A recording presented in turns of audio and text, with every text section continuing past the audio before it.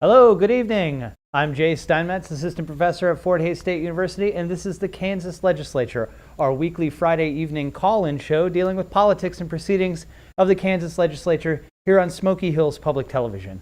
I'm a policy fellow from the Docking Institute. We have here on the show two representatives from the Kansas House of Representatives, Representative Barb Wassinger of the 111th District and Representative Troy Waymaster of the 109th District. Welcome, representatives, for another session here of the Kansas Legislature. It's been a while since I've seen both of you, and a lot has happened. We had a very consequential presidential election in November. Sure. We've had problems of issues of accusations of election fraud. We had a storming of the U.S. Capitol, and we had a very busy, politically tumultuous January.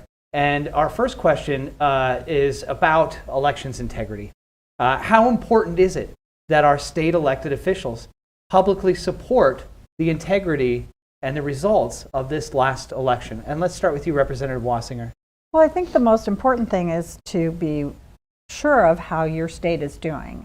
I cannot speak for any other state, but I can speak for the state of Kansas. And I know that we did not have the problems that perhaps other states had. So I'm proud of the state of Kansas. I'm proud of what we've done, and I hope that everyone else can get their act together if they've got a problem where people are accusing them of problems. Well, we have in this country, we had over 60 court cases, not a shred of evidence of any widespread fraud or illegalities in any of the states being mentioned. Clearly those states, Arizona, Pennsylvania, were states that suspicion of fraud looked obviously politically motivated. Representative Rogers was on the show last week and mentioned, well, you know what state they were not talking about? They're not talking about Kansas. There's a reason why they're not talking about Kansas. How important is it for you folks as elected officials, state elected officials, to speak about the broader national election integrity, the results of November 2020? Representative Waymaster? Well, and I would just kind of echo the comments that Representative Wassinger made in regards to the integrity of the voting in Kansas. We didn't have any issues. We had a 70% voter participation rate in the state of Kansas, which is one of the highest ever in the state's history. And that was duly available, and that happened because of the accessibility that we opened up in regards to the voting in both the primary and the general. You could do the standard going to the polls. You could also do the absentee, and then we had the mail-in ballots as well. Mm-hmm. But they were always verified, and in fact, the Secretary of State, Scott Schwab, had a press release going out saying that the elections in the state of Kansas were fine. I mean, there was no real fraud going on within the state of Kansas. And Barb's correct. I mean, we can't really talk about how other states are going to be doing that. We put election practices into place like the ID verification when you go and vote, which actually to me makes sense.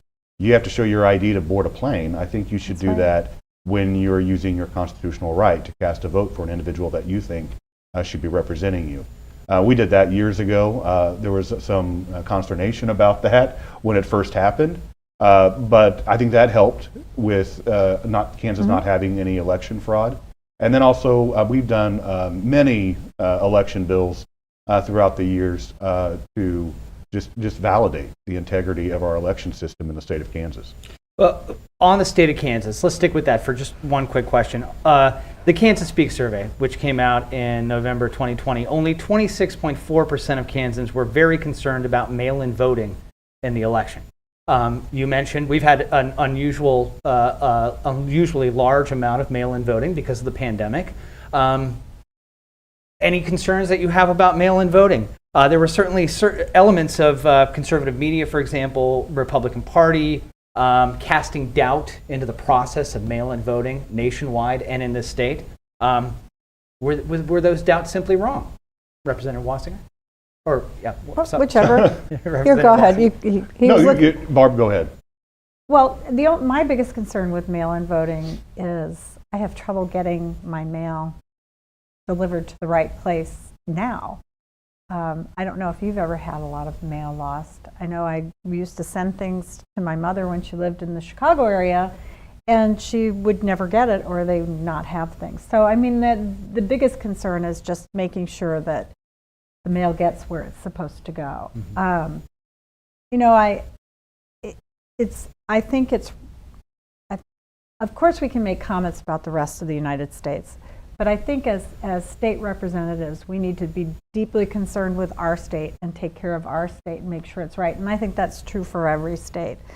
So we should make comments about other states and nationwide, and that's why I want to set aside the election results in Kansas for a moment and get you folks to speak as elected officials about the nationwide results. We have here, here's the argument. We have here a public that was lied about those results. There were lies about the election results. There is not a shred of evidence of any widespread illegality or fraud. You folks were elected on the same ballot that had the choice of President Trump, former President Trump, or current President Joe Biden. The concern here is we had an assault on the U.S. Capitol. Violence, people dying, okay? Setting aside anything about the impeachment hearing and the Senate trial, that assault on the Capitol, the concern is that these scare tactics are not going away. And we may have in the future potential for more political violence, a potential for a complete erosion and collapse in the level of trust that the public has over the nationwide election system. So setting aside the issue of the integrity of the election in Kansas for a moment, to speak to the national results. Representative Waymaster, any words? Well, the only thing I would say in regards to the controversy of mail-in voting, obviously that did play some havoc in the state of Pennsylvania when the Secretary of State changed the date and said if your ballot is received, it will be counted. Was that under the purview and the authority of the Secretary of State of Pennsylvania? That was questioned. Mm-hmm. And I think a lot of us question that as well. Mm-hmm. In the state of Kansas, we do have a deadline. Mm-hmm. I think it's 5 days after the election. Your mail-in ballot has to be received. So why weren't those same measures put into this, into those states that we knew were going to be very controversial states like Michigan, Georgia, Pennsylvania, Arizona? They should have had precautions put into place. And I think they were probably looking back, and hindsight is 20/20, and saying, okay, we have to address the issue because mail-in voting is probably going to be staying. Even though some may not like it and some may disapprove of it. Do you think due to the pandemic, yeah. It was, I don't want to say it was necessary, yeah. But we couldn't restrict an individual's right to vote. And mail-in voting was about the only way that we could ensure that every Kansan, every American was going to have the ability to cast their vote for the candidate that they wanted. Now that we've done it, it's hard to close that door. So we're going to have to put precautions into place that is going to validate and verify mail-in voting.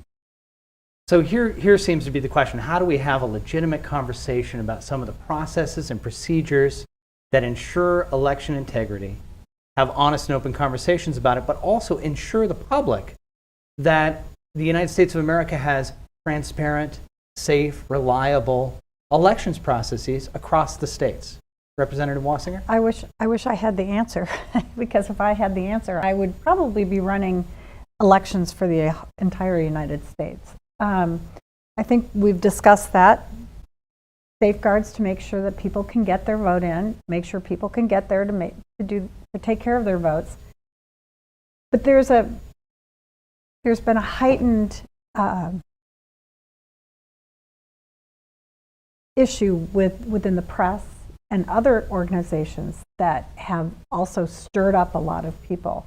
And I think we all need to take a deep breath, take a look at how we're doing things, and everybody needs to calm down. Mm-hmm, mm-hmm. Just to remind you all, this is a call-in show. We look forward to your calls. You can call and ask questions about anything with regards to the Kansas Legislature or politics happening now. Our phone number for the Kansas Legislature is 1-800-337-4788. That's a call-in show number, 1-800-337-4788. Senator Roger Marshall, House Representative Tracy Mann, decision to refuse to certify the electoral votes from Arizona and Pennsylvania without a shred of evidence. Was this a dereliction of duty? Comments? Representative Waymaster. I really can't speak or make comments on to the rationale that they used to cast the votes that they did in regards to certifying the presidential election votes. I'm not going to speak for them on exactly where they came as far as their decision making. Representative Wassinger, no evidence, refused to certify? Well, I think they felt like they had some. So I think they made the decisions they felt were best, and I'm not going to second guess their decisions either. So everything is finished and taken care of. Claims of evidence require disclosure. Didn't have any disclosure. Well, let's move on and talk about something else. Why don't we do that? I want to reiterate, though, this is an important topic, very important topic for the American people. A topic that Well, one thing that I kind of wanted to go back and then, let's move on to a different topic.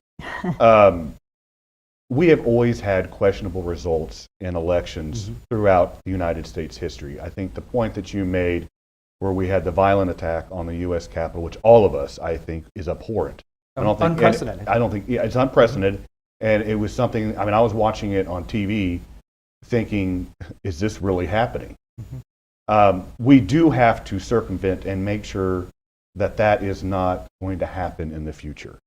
But I can recall, the election of 1960 was questionable in regards to the state of Illinois. And Texas. And we've had and then in Florida Texas, with the hanging chads. in 2000. We've had controversial elections. Every time. Yeah. It's just, I think that the pinnacle of it Yeah. was the storming of the U.S. Capitol, Yeah. which, like I said, I think everybody can agree Agreed. that was something that shouldn't have happened and something that we should not accept in the certainly. future. Yeah, appreciate those words. Okay, so let's move on, talk a little Kansas politics. Unemployment, Department of Labor, a lot of issues happening here.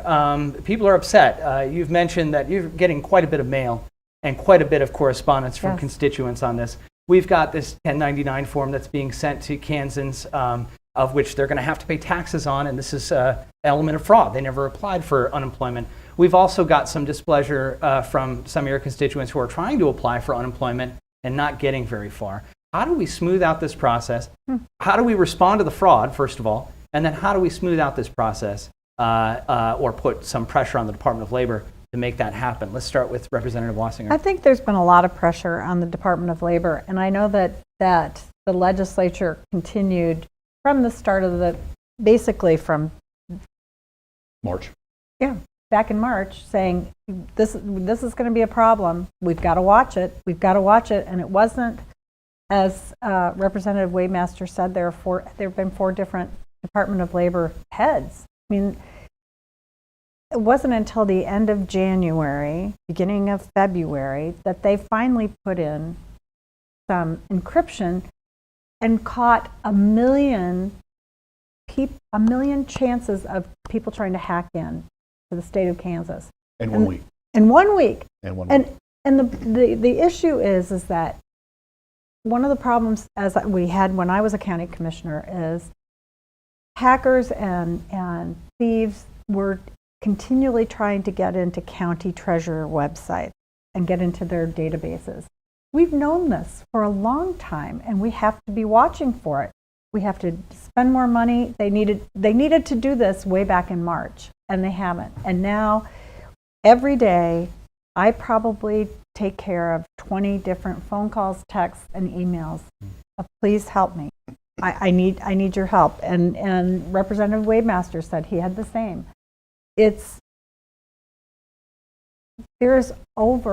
estimated over $500 million has been taken from our unemployment fund because of these fraudulent hackers. There's $1 billion in the fund. There was $1 billion, and now there's $400 million left, maybe, if we're lucky. That should have been taken care of. The Department of Labor was warned. We were asking for it. They were not knowing how to do it, but that's why we hire people to do that. And they finally did something at the end of January. Because we did something. Because we did. And Representative Wassinger is exactly correct. I mean, from the start of the pandemic, we were telling the Department of Labor, you are going to have to watch this. Because I believe the fund was about $1.2 billion when we entered the pandemic. And serving on the Strengthening People and Revitalizing Kansas task force, that is something that we talked at length, is in regards to the unemployment fund. Could we use some of the federal dollars that came into the state of Kansas and replenish that fund and have that money be directed towards the unemployment claims that are valid? Of course, then everything that was referred from the Spark Task Force then went to the State Finance Council, which I'm also a member on. That was another topic where we talked about it at length. Was, And the governor's on that too. And the governor, yeah, she calls those meetings. And, then Senator Denning, I mean, he was always wanting to put money into the unemployment fund that we had left over from the CARES Act money, and it would be vetoed by the governor.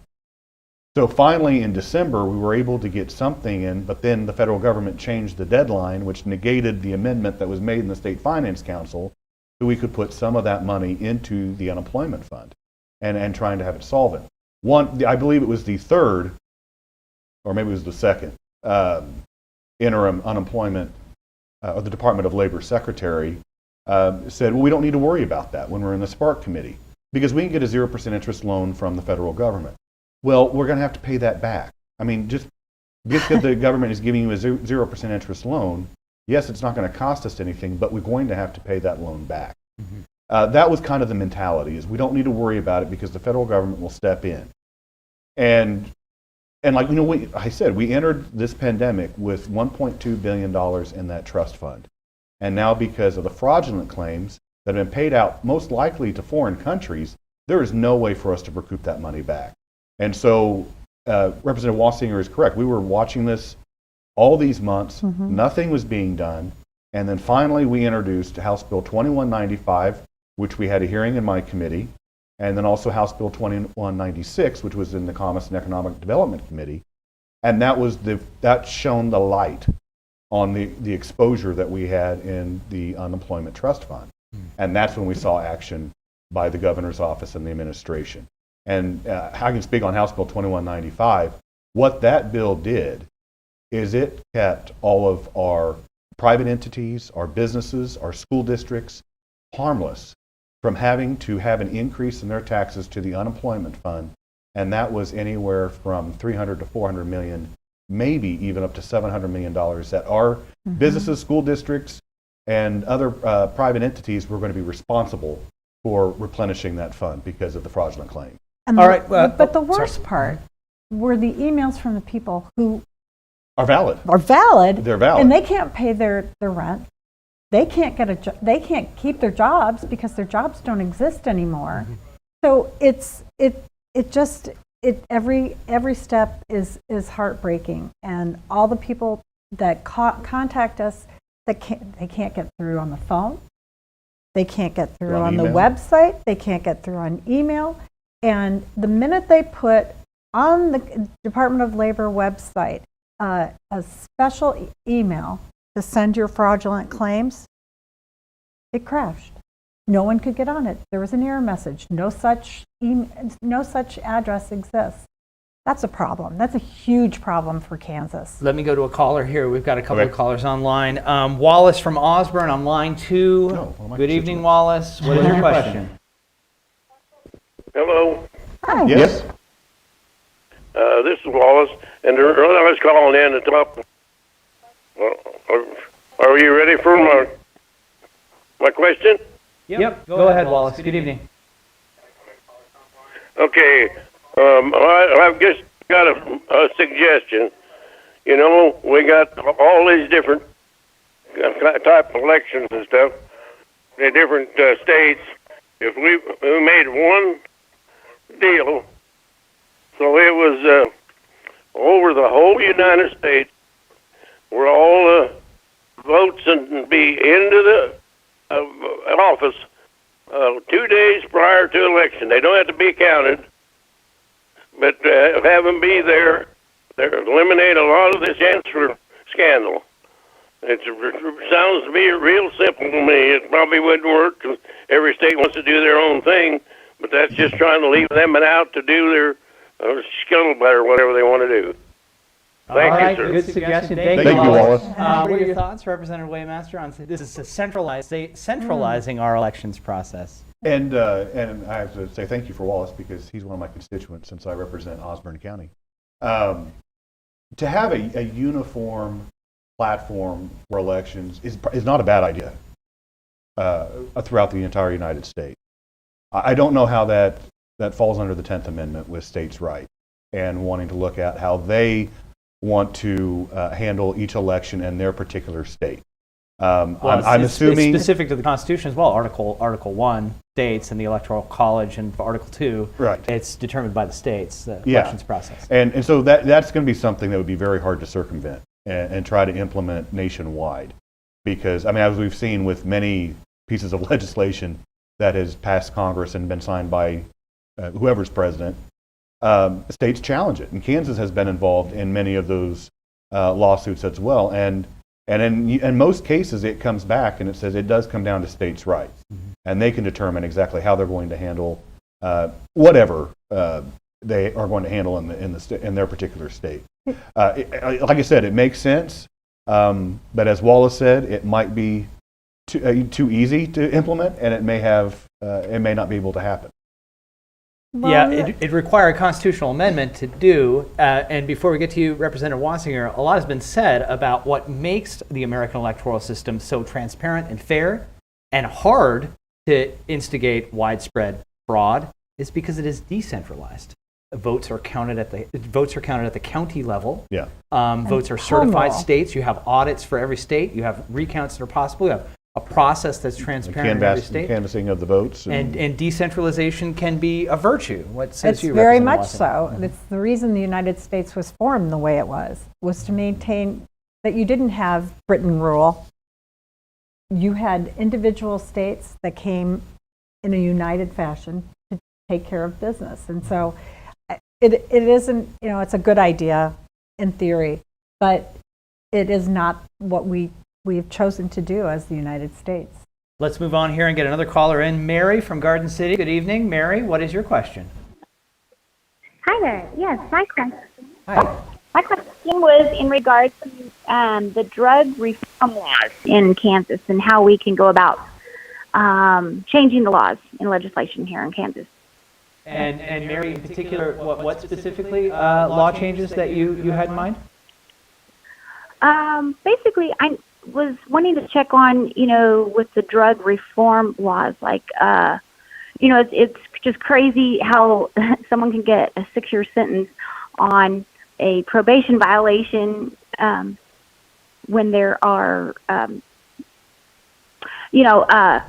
there's people that have done way worse crimes and, they just have like a few months.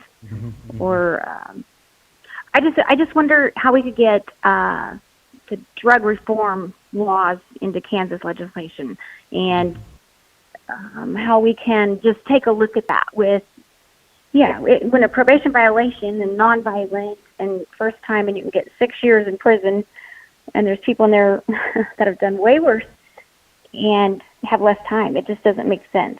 Mary, I have good news for you. There is something called drug court that they have started implementing in different counties, and they have in Ellis County, where the chief judge in Ellis County, Judge Brown, came to the county commission when I was a county commissioner, and they had to match some funds in order to start drug court. What he realized and what we all understand is there's a revolving door with drug cases. They see the same people. They have to want to make a change, and we have to want to make a change. So drug court takes, they now I think have had 20 to 30 graduates that have gotten clean. They didn't go to jail. They weren't put back into jail because of violations. They were put in this program, and then they were held accountable to each other. Mm-hmm. And so there are things that we're trying to do on a smaller level to stop that, but not being on judiciary and not hearing all of that, I know that they're always trying to find answers for that. So I appreciate your thoughts, and we have to agree. Yes. Yeah, diversion programs, drug diversion programs. It's an important question, especially with regards to nonviolent drug offenses and criminal reform. Is there reform that can be done at the state level that can? And we have passed some bills in the past where it limited the sentencing on certain drug crimes. When you look at the overall picture, and I think, and Barbara's right, we have a revolving door issue, and that falls into what many would say is a mental health crisis that we need to address across the state. And namely, this would be in regards to substance abuse. And we did a mental health tour across the state of Kansas 2 years ago. Started in the El Dorado Correctional Facility, went to Wichita, Hutchinson, Larned, Hayes, Manhattan, and then ended it in Topeka. And you saw in those facilities all mental health issues. So it's not just, drug offenses or substance abuse, but in a lot of those cases, it was how does that impact the entire family, the whole family unit. As like when we visited KVC in Hayes, that was for children. I mean, and the home life that they have. And then the facility that went to in Hutchinson, same thing. It was trying to have some type of normalcy for children so they don't fall into the perpetual steps that their parents did and run the same course. So we have to look at, yes, drug reform, but then we also have to look at how can we limit drug offenses. Right. And it's true. We have to take care of our children. The problems of the adults carry on to the children, and it gets repeated. So mental health is very important, and right now our jails are basically mental health hospitals. I was going to make that comment. Thank you. Yes. So let's go on to another caller here. We got a lot of callers tonight, Oh, good. which is great. Nick from Victoria. Good evening, Nick. Are you there? That's yours. yes. Yes. Hi, Nick. What is your Hey, Nick. question? Well, my question is,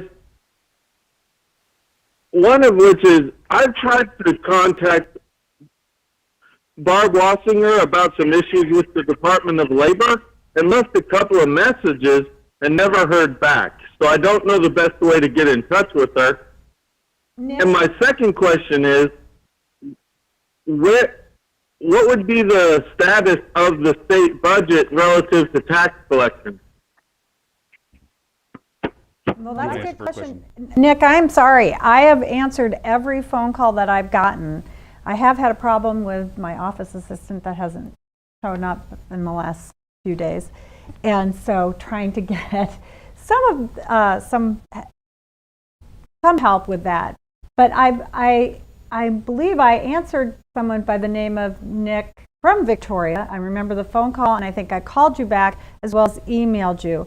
So if you email me again or call, email is barb.wassinger@house.ks.gov, because this is what I do all day long between meetings, and I'm more than happy to send your information to the Department of Labor at an email address that we've been given as legislators. So I apologize. I don't have your last name. So if you can talk to someone or do that or email me, my office number is 785-296-4683. So try that, and I will make sure to check on Monday, and I'll call my office voicemail and try to get it this weekend. So please let me know, and I am more than happy to help you. Everyone is so frustrated. So And the second question from Nick sounds like kind of a budget question. Yes. Revenue, Yeah. Spending, state of the budget right now. Where are we, Representative Waymaster? How long do I have? Couple hours. he can finish. I was like, I He can finish. go quite a while on this. Well, let's back up, and let's go back to the last week in March and the month of April when we had a shutdown across the state.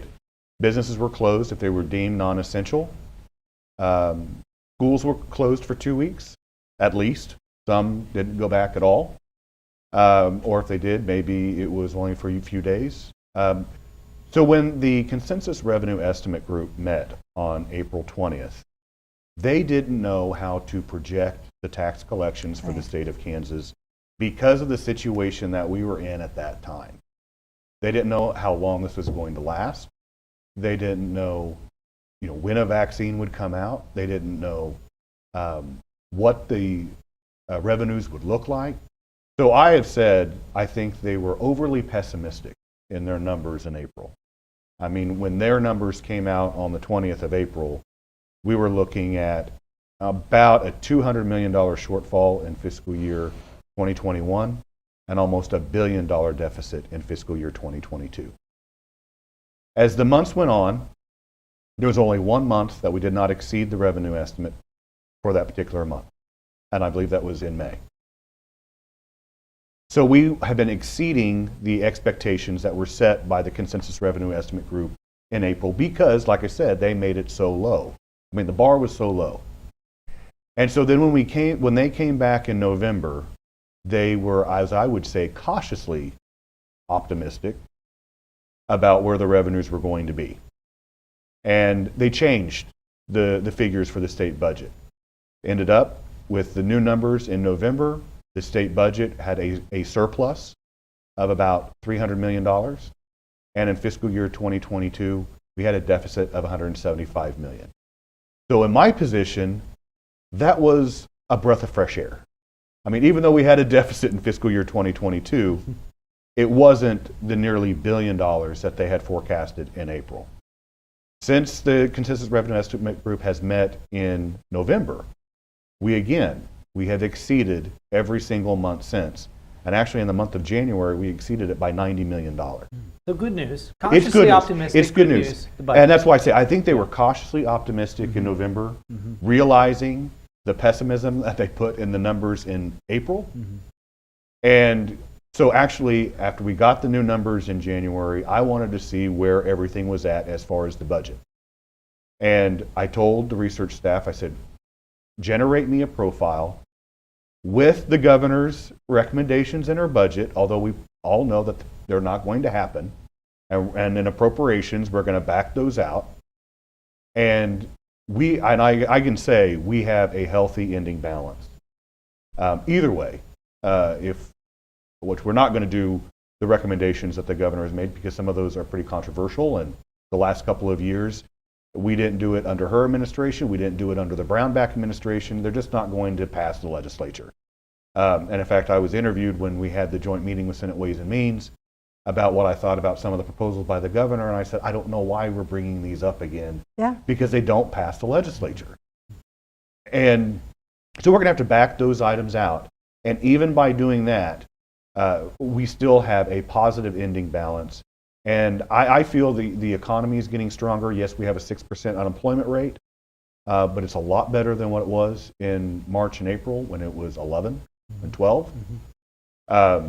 The economy is getting stronger. Now, some can argue, is that due to the stimulus money that was received in late December or in the month of January? Is that more confidence because Congress is talking about a $1.9 trillion stimulus bill?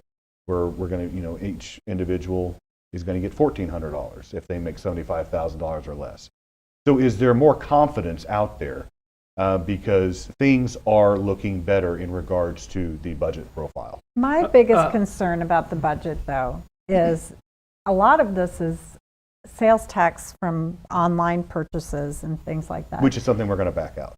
Oh, yeah, but we have to be mindful of all the companies that are struggling, that can't get supply chain needs, that are close to closing. Many businesses closed. Think of small town Kansas. They are still struggling because of this shutdown. And so just thinking that it's all going to come out is a pipe dream. Okay, let's go to another caller here. Tim from Colby. Good evening, Tim. What is your question? My question is on the election as to why a person can check his votes when he has electronically voted.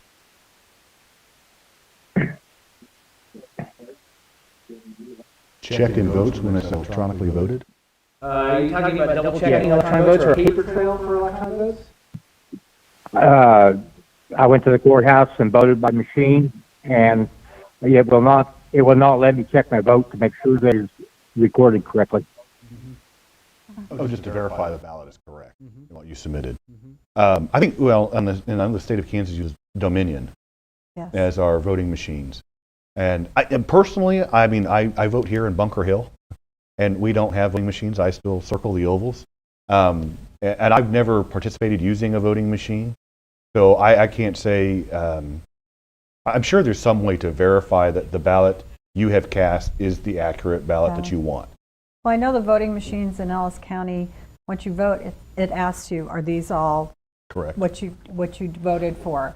And you push correct, but it also provides a paper ballot for double checking what the electronic ballot is. So hopefully you have that. I didn't hear where you were from. Colby. Colby. Well, I hope Colby has that as well. So We've got another caller here, Agnes from Hayes. Agnes, good evening. What is your question? Yes, I want to return to the Kansas Department of Labor. I would like to know if there is anything specific that they are doing regarding all of the fraud. It is just so widespread, and I'm not sure that people understand that they will be getting a 1099 if somebody collects off of their account, and how they will need to handle that, and if the Kansas Department of Labor is addressing this fraud. It is just so widespread. I would be interested in knowing what specifically might be going on with that. Great question from Agnes. I mean, this sounds like a cybersecurity issue, but it's also damage control right now.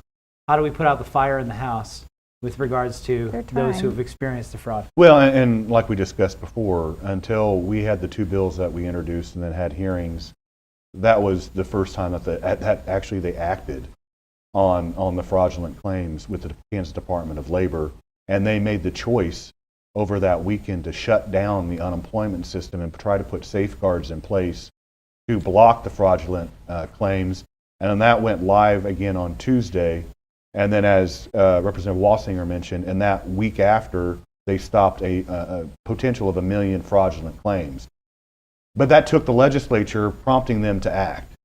What they're going to be doing forward, obviously, in the governor's budget, there is a request for a system upgrade for the Kansas Department of Labor. We haven't had the Kansas Department of Labor's budget come through the House Appropriations Committee yet, so I don't know what that budget committee is recommending to the House Appropriations Committee. But I'm assuming with everything that's been going on and the issues that we need to address with the Kansas Department of Labor, I'm going to guess that they'll probably approve that amount to go in for a system upgrade. And Agnes, the Secretary of Revenue spoke to the tax committee on which I'm a member of, and I asked him what the Department of Revenue was going to do. His first response was that once they get the 1099s, they legislatively and statutorily can't do anything. They have to have a corrected 1099. And I said, what are you going to do to help the Department of Labor? Because it does affect the Department of Revenue. It's going to cost the Department of Revenue all kinds of money to redo things. I don't think he was ready for that question. I did get an email from one of his executive assistants, and they said that they are working on a plan to help the Department of Labor and try to check. One of the things that I keep hearing is how difficult would it be when you get an unemployment claim to have someone call the company that has their phone number on it and say, did Barb Walsinger work for you? Was she employed by you? Is this a correct claim? And none of that was done. I know that's difficult, but when this all started, the governor sent a whole bunch of employees from all different departments to take care of unemployment phone calls and questions. And that's not being done. So I'm hoping that now that they really feel the spotlight, they'll figure out how to get things done. So I agree with you, Agnes. It's a huge problem. And the governor herself also was a victim of the fraud. So let's go to another caller here. We got Pat from Plainville. Good evening, Pat. What is your question?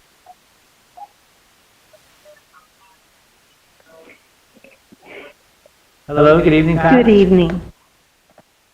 Yes, do you hear me? Yep, we can hear you fine. Okay. Good evening. Thank you for taking my call. I was one of those Kansans who had a fraudulent unemployment claim right before Christmas. Oh my. And my first call was to my employer. My next call was to the Department of Labor, and I got zero help. But my third call was to the Kansas Attorney General's office, and that office was just full of information and good help. So I wanted to share that. Thank you. Thank you. Thank you. Yeah, That's so good to have some good news. reaching out to the Attorney General might be effective for those who've been. Now, in regards to the last call from Agnes, I was looking up in the governor's budget that we received, and she does have in her budget investing $37.5 million from federal or special revenue funds for the unemployment insurance modernization effort. Okay, great. We've got another caller here. We've got Randy from Great Bend. Good evening, Randy. How are you doing? What is your question? Yeah, I was just wondering, with the executive orders coming out of Washington, what the general feeling in the legislature was concerning initiatives other states have taken to stop the overreach of government, the spending issues, firearms issues. What are they considering in our state legislature? And like North Dakota's got a law, trying to pass a law that says we can cancel any of these executive orders. We won't honor them. Are we thinking anything like this, or have we considered the conventions of the state movement to get some new amendments added to the Constitution for term limits and such? Lots going on there. Yeah, I mean, there's a lot we've had an active government in Washington, of course. Not much state governments can do with regards to that. Thoughts? I know. When my first couple of years, I served on the Federal and State Affairs Committee, and that's where any type of this legislation would go through, including the Convention of States, which Randy mentioned at the latter part of his question. And there were times that we did put a clause into legislation that says as long as it's in the confines of our borders, we regulate what's going on, and Washington, D.C. does not. When it leaves our borders, then you can't really do anything about it. But as long as within the confines of the border of the state of Kansas, we can. In regards to the Convention of States, I know something has been introduced. It is in Federal and State Affairs. I believe they did have a hearing or scheduling a hearing on it. I think they scheduled one. The best person to talk to about that one would be the chairman, John Barker, which he may not appreciate me thinking. That's right. Well, you can always look it up online. Yeah, online. But I mean, we have talked about the conventions of states for years, and I think we had 2 votes on the House floor. The issue, and I shouldn't say the issue, the concern with the conventions of states when it goes to the floor for a vote is you have to have 84 voting in favor. And it's very hard to get that. And it's very hard to get to that supermajority vote count. And both times it failed. And I think the highest that we had was about 75 in regards for the conventions of state. I voted for it because I do think it's in the power of the states to restrict the federal government. We feel there's an an overreach. But like I said, it's always was unable to cross over that obstacle of the 84 count rule. Are you supportive of term limits for Congress? That is something actually, I think that is an inherent power in the voter. If you're unhappy with your elected individual, you can vote them out. And that's been, I have a political science degree. So that was something that I learned in a high school government class. That's something I learned when I was pursuing my political science degree. I believe that right is actually to the voter. The other issue, and I know I've had conversations with individuals in regarding term limit. And when you do that, you restrict the expertise and the knowledge base in that particular branch of government. So let's say for the Kansas House of Representatives, if you had a 2-term limit rule, that's 4 years. It takes a lot longer to realize how the process works. And then what you do is you give that control over to the special interest groups and lobbyists. Mm-hmm. And they're the ones that are then instructing the new individuals who come in. State of Nebraska did term limit. They regret it because you do not have the institutional knowledge and the expertise of how does legislation get through the process. Representative Wassinger, you've come out in the past in favor of term limits. Thoughts on that? I don't have a problem with term limits. I think you need to to extend them so that it's not a shorter period of time, such as 2 terms for a House of Representatives. The problem comes when people continue to be in office and they don't have people running against them. And we have a problem with apathy of people not wanting to be in politics, unfortunately. There are a lot of House seats in Kansas that have run uncontested. And if that person doesn't run, there isn't anyone. Are you pointing me out? No. Let's get to I'm another not. caller. I'm not. If we I'm can not. squeak in 2 more callers here. Because I was uncontested last time. We've got Larry from Right. Ulysses. Larry, good evening. What is your question? Yes. evening, This is Larry from Ulysses. And my question is, I understand that right now there is no statute to collect sales tax on internet sales, but some companies voluntarily do that. Those legislators that are opposed to doing a collection of sales tax off of the internet, what are their arguments that continues to keep that from being put into statute form? Great question from Larry. We talked about that last week as well. I We mean, did. a statute that will require and not voluntary help out Kansas small businesses. What are your thoughts, Representative Watson? We've been working on that, and it's been vetoed by the governor in the last 2 years. It's not an issue of overtaxing people. It's a tax equity question. So what we're trying to do is put in that and we just heard it in tax committee again. The Kansas Chamber of Commerce brought it up, and I believe it's important to do because when you don't have, it's mostly third-party sales through Amazon itself. If you buy something from Amazon, it collects sales tax. If they facilitate a third party in places like Etsy, they don't necessarily have to pay sales tax. And those are the people that are hurting the small businesses in Kansas. And so I think it's fair to pass that. I believe the difference in state general funds would be around $48 million.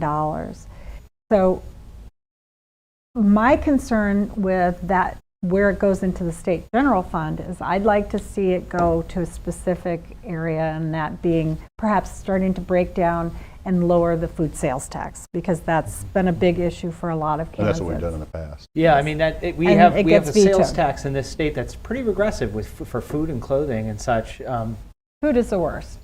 And what are your thoughts on that? I mean, can that potentially be a trade-off in the future, lowering food sales tax? And Well, we have done that, and it's had the veto pin.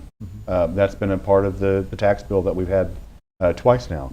In regards to Larry's question, in regards to the online sales tax, Barb's is correct that if you have a location in the state of Kansas and you do online sales, you do have to pay remit the sales sales tax. tax, and you pay the sales tax. But at the same time, I will say, as far as the tax code, it's a very piecemeal approach. The argument that I think is the most convincing for the online sales tax, if we were going to move in that direction, for any online merchandise, would be, and this argument actually came from a constituent where they had a business, they sell cameras, someone came in, he showed them how to use it, then they went online and bought it and they didn't pay the sales tax. So not only did he lose the business of that customer, the state also lost the tax revenue that would have been generated had they purchased it in his business. We have to think about our brick and mortar buildings, and with the online presence, they're getting fewer and fewer, and with the pandemic, they've gotten fewer and fewer, and so we have to, just for our state economy, we have to be forward thinking and actually have not this piecemeal approach in regards to online purchases. But we need to upgrade our tax code, because I think we've just been doing bits and pieces here, Right. and it's not really holistically solving the problem. yeah, Amazon's grown by billions and over the pandemic. Let's squeeze in one more question here. Mary from Wichita. Good evening, Mary. Are you there? What's your question? Yes, I am. My question is, I'm trying to represent the silent minority. There are people that, like, from the time they're born to 18 years of age and over, that get a list called HCBS, which is a waiting list for people that have disabilities.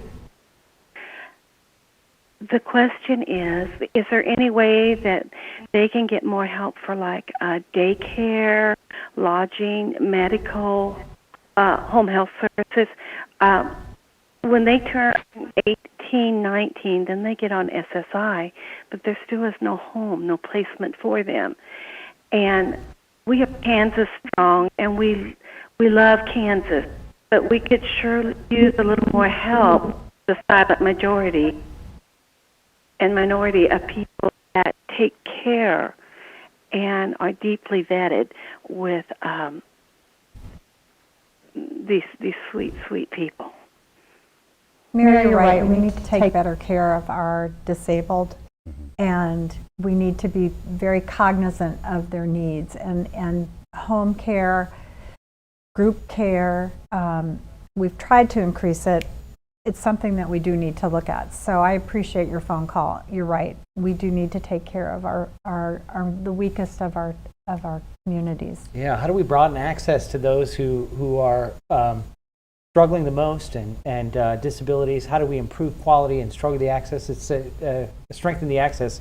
A huge problem. This is an issue that we have numerous conversations about in the Appropriations Committee, because really what it comes down to is money.